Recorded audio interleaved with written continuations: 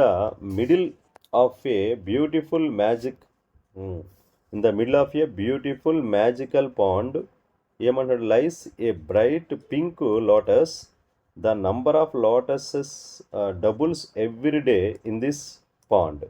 అంటే వాడు ఏమంటున్నాడంటే ఒక పాండ్ మ్యాజికల్ పాండ్ ఉందంట. ఊరికే ఏదో మనకు ఒక స్టోరీ లాగా అనమాట.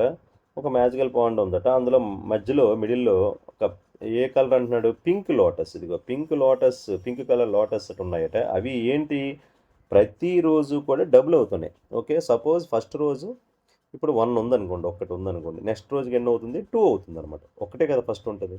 సో ఒక్కటి తర్వాత 2 అవుతుంది. అంటే 1 డేకి ఇప్పుడు 1 ఉంది, ఒక రోజు తర్వాత అది ఎంత అవుతుంది, ఇదొకటి డబుల్ అయిందనమాట.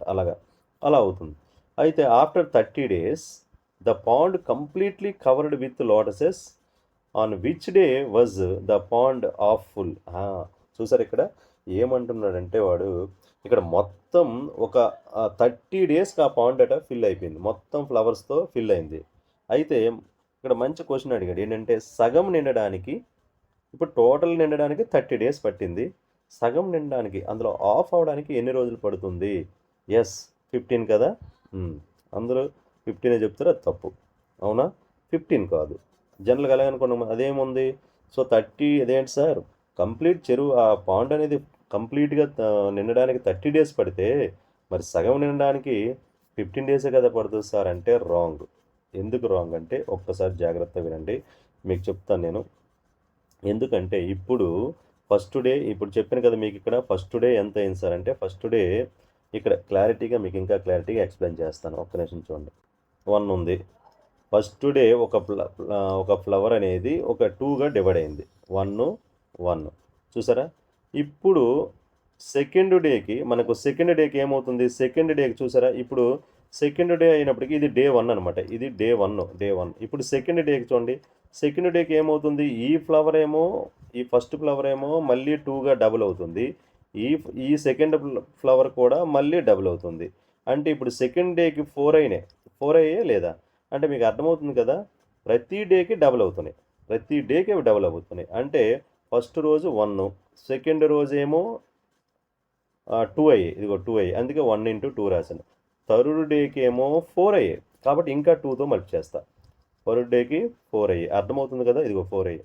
ఇప్పుడు మీరు ఇప్పుడు ఫస్ట్ డే కాదు, ఇది జనరల్గా ఫస్ట్ డేకి 2 అయ్యాయి, ఇది ఒక ఫ్లవరు ఫస్ట్ డేకి 2 అయ్యి, ఇదిగో ఫస్ట్ డేకి 2 అయ్యి, సెకండ్ డేకి 4 అయ్యి. ఇప్పుడు థర్డ్ డే 3 అనమాట. డే 3కి ఎన్ని అవుతాయి సార్ అంటే, డే 3కి చూడండి, ఇది ఎంత అవుతుంది, ఒక 2 అవుతాయి. ఓకే, ఇది ఒక 2 అవుతాయి, అవునా కాదా, ఇది 2, ఇది మళ్ళీ డబుల్ అవుతుంది. ఓకే, ఇది మళ్ళీ డబుల్ అవుతుంది, అవునా కాదు, ఇది డబుల్ అవుతుంది. ఇంతవరకు బాగుంది.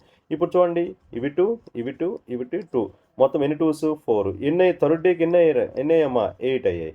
సో 8 అయ్యాయి అంటే ఇంకొక 2తో థర్డ్ డే, ఇది డే 3కి ఎంత అయింది, డేకి 3కి ఎంత అయింది సార్ అంటే ఇంటూ 3 చేశాను. ఇప్పుడు 8 అయ్యిందా లేదా. సో మీరు అబ్జర్వ్ చేశారా, ఇప్పుడు అలా అయితే చూడండి, మీరు ఇప్పుడు అబ్జర్వ్ చేసి ఉంటారు, మీకు అర్థమై ఉంటుంది. ఇప్పుడు నెక్స్ట్ ఫోర్త్ డేకి ఏమవుతుంది, ఇంకొక 2తో మల్టిప్లై చేయండి, మీకు క్లారిటీ వస్తుంది. ఇంకో 2తో మల్టిప్లై చేయండి, అప్పుడు ఎన్ని అవుతాయి, ఇవి 16 అవుతాయి. ఓకేనా, 16. సో యాక్చువల్గా మీరు చెప్పినట్లయితే ఇప్పుడు సగము ఆఫ్ 30 days పట్టింది కదా, 15 daysకి అది నిండిపోతుందంటే కాదు. ఇప్పుడు మీరు ఇప్పుడు జాగ్రత్త వినండి, వాడే క్వశ్చన్ కాని చెప్తాను. ఇప్పుడు సపోజ్ నేను ఆ చెరువు ఆడేదైతే పాండ్ అన్నాడో 30 days ఫిల్ అయింది. 30 daysలో ఒక 100 ఉన్నాయి అనుకుందాం. 30 daysకి ఒక 100 ఫ్లవర్స్ అయ్యి అది నిండింది అనుకుందాం, కాసేపు ఊరికే. సో 100 ఉన్నాయి. ఇప్పుడు ఇది 100 ఫ్లవర్స్ అవడానికి 30 days పట్టింది. జాగ్రత్త వినండి, ఎన్ని డేస్ పట్టింది, 30 days పట్టింది అబ్బా, 30 days పట్టింది. ఇప్పుడు నేనేమంటానంటే, ఈ పాండులో ఫ్లవర్స్ ప్రతిరోజు డబుల్ అవుతున్నాయి. అంటే దీని ముందు రోజే కదా డబుల్ అవుతాయి. ఇప్పుడు 30th డే మీకు 100 అయినాయి, దీని ముందు రోజే కదా 50 ఉండేవి కాస్త 30 డే అంటే 29th డే, 29th ఏమో 50 ఉండడం వల్లనే నెక్స్ట్ 30కి డబుల్ అయ్యాయి అనమాట. అంతే కదా, ప్రతిసారి డబుల్ అవుతున్నాయి కదా, చూసా కదా, ఇప్పుడు అబ్జర్వ్ చేశా కదా. అంటే ఇది 50 సగం ఉండడానికి 29th డే వరకు మనం వెయిట్ చేయాలన్నమాట. 29th డే 50 అయ్యాయి, 30 డేకి 100 అయ్యాయి. అర్థమైందా మీకు? అంతేగాని 15 డేస్ కాదు. ఇది రాంగ్ అనమాట. అది మీరు ఇలా మిస్టేక్ చేస్తారు కాబట్టి ఆడ క్వెషన్ అడిగాడు. Okay.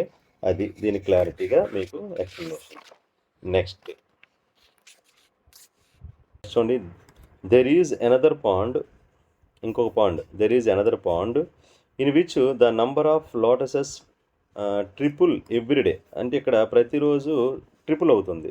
When both the ponds had no flowers, Damayanti placed a lotus in the doubling pond. అంటే అంటే ఏవైతే డబుల్ అవుతున్నాయో అది doubling pond. After 4 days she took all the lotuses from there and put them in the ట్రిపులింగ్ pond. Okay. How many lotuses will be in the tripling pond after 4 more days?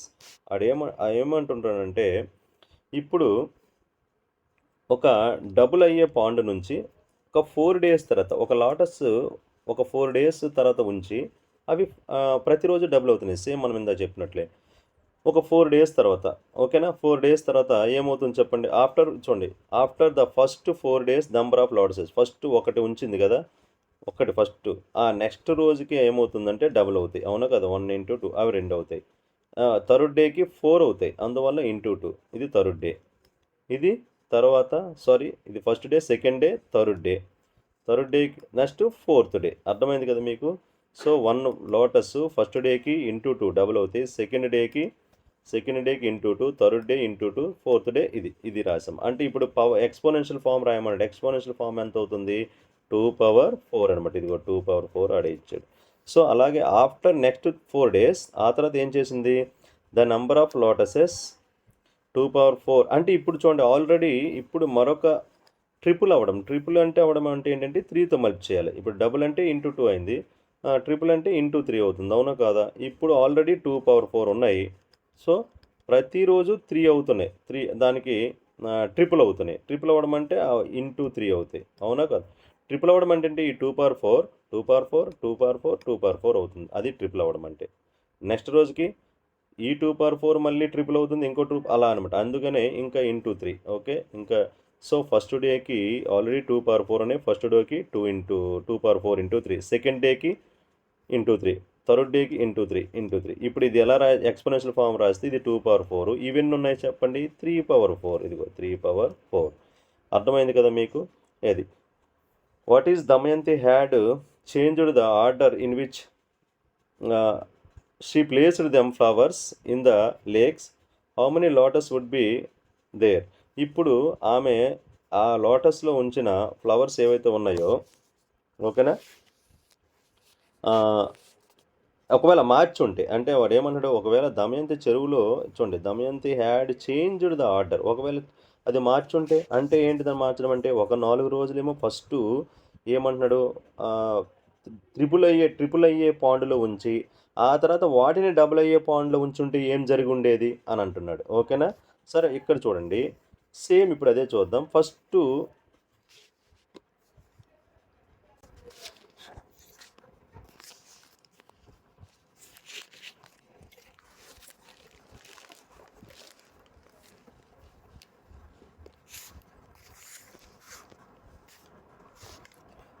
చూడండి,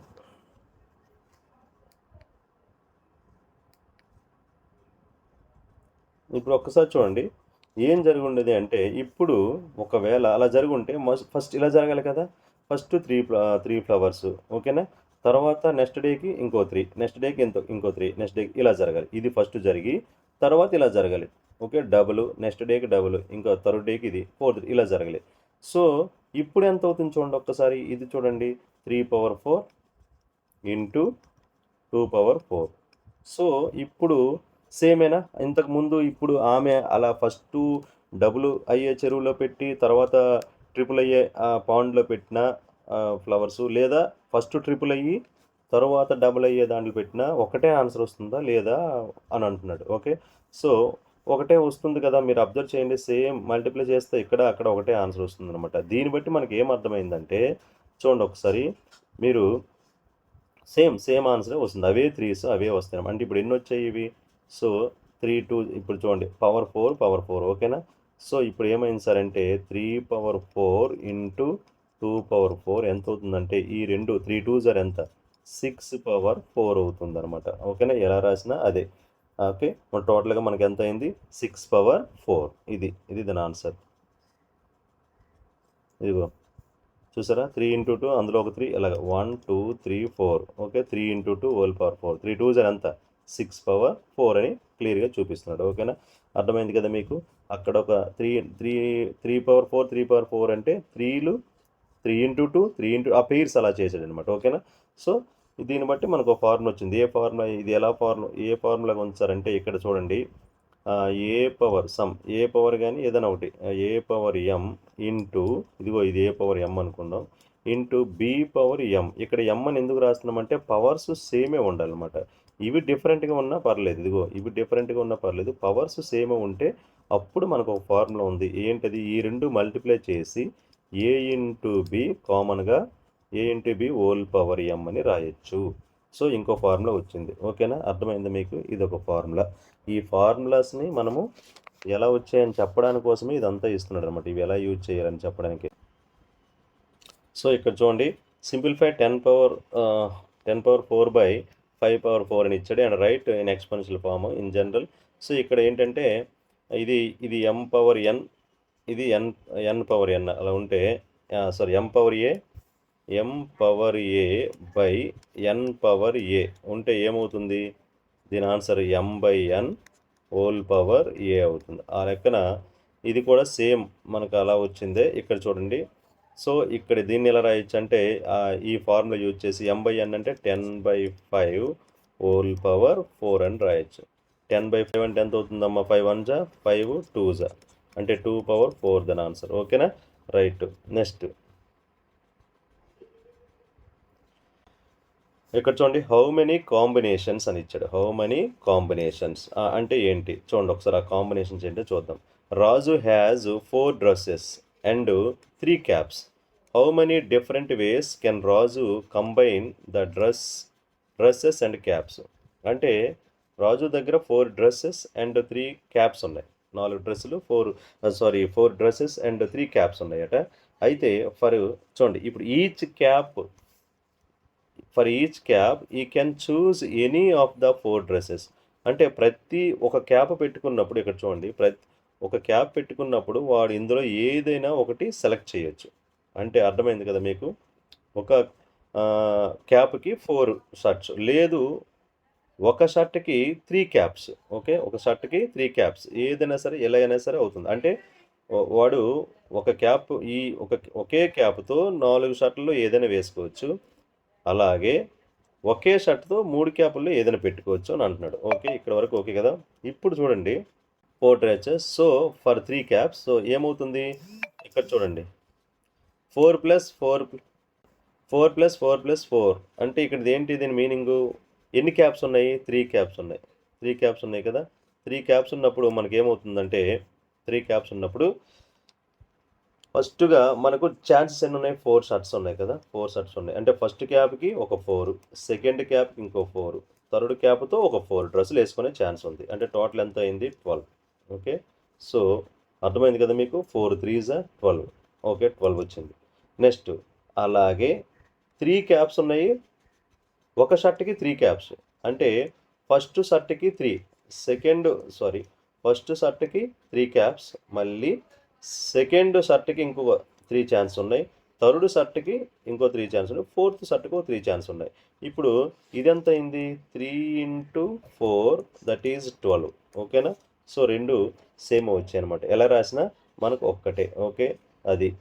next Rekha has 7 dresses 2 hats and 3 pairs of shoes. అంతే, ఆమె దగ్గర ఒకసారి చూడండి, ఆమె దగ్గర 7 డ్రెస్సులు ఉన్నాయి, 2 హ్యాట్స్ 2 క్యాప్స్ ఉన్నాయి అండ్ 3 pairs ఆఫ్ షూస్ ఉన్నాయి. 3 pairs ఆఫ్ షూస్ ఉన్నాయి. అయితే ఆమె ఎన్ని రకాలుగా ఎన్ని రకాలుగా యూజ్ చేయగలదు అని అంటున్నాడు. ఓకేనా, ఒక్కసారి చూడండి మీకు క్లియర్గా చూపిస్తాను.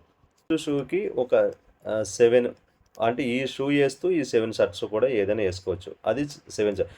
రెండో షూ వేస్తూ మళ్ళీ 7 షర్ట్స్ ఏవైనా వేయచ్చు. థర్డ్ షూ వేస్తూ ఏవైనా ఈ 7లో వేయచ్చు. అప్పుడు ఎంత అయింది? 21. ఎంత అయింది? 21. 21 ఛాన్స్ ఉన్నాయి. ఈ 21లో చూడండి ఒకసారి, ఈ 21 ఛాన్సెస్ వచ్చాయి కదా, ఇందులో మళ్ళీ ఇదిగో ఈ క్యాప్ పెట్టుకోవడానికి ఒక ఛాన్స్ ఉంటుంది, అవునా? 21 ఛాన్స్ ఉన్నాయి ఒక క్యాప్. ఇంకో రెండో క్యాప్ పెట్టుకుని ఇంకో 21 ఛాన్స్ ఉన్నాయి. టోటల్గా ఎంత అయింది? 42 ఛాన్సెస్. అర్థమైందా మీకు ఇప్పుడు? చూడండి మళ్ళీ చెప్తాను ఒకసారి. ఇప్పుడు షూ అనేది ఒక షూ ఉంది కదా, ఆ షూతో మనం 7 షర్ట్స్ వేసుకోవచ్చు, అది ఒక ఛాన్స్. రెండో షూతో 7 వేసుకోవచ్చు, అది రెండో ఛాన్స్. మూడో షూతో వేసుకొని ఈ 7 కూడా ఏదైనా వేసుకోవచ్చు, అవి మనకు 7 ఛాన్స్ ఉన్నాయి. ఇప్పుడు ఈ 3 7 21. ఇప్పుడు ఈ 21 మనకు ఛాన్స్ ఉన్నాయి కదా, ఈ 21లో మళ్ళీ 2 ఆప్షన్స్ ఉన్నాయి. ఏంటి?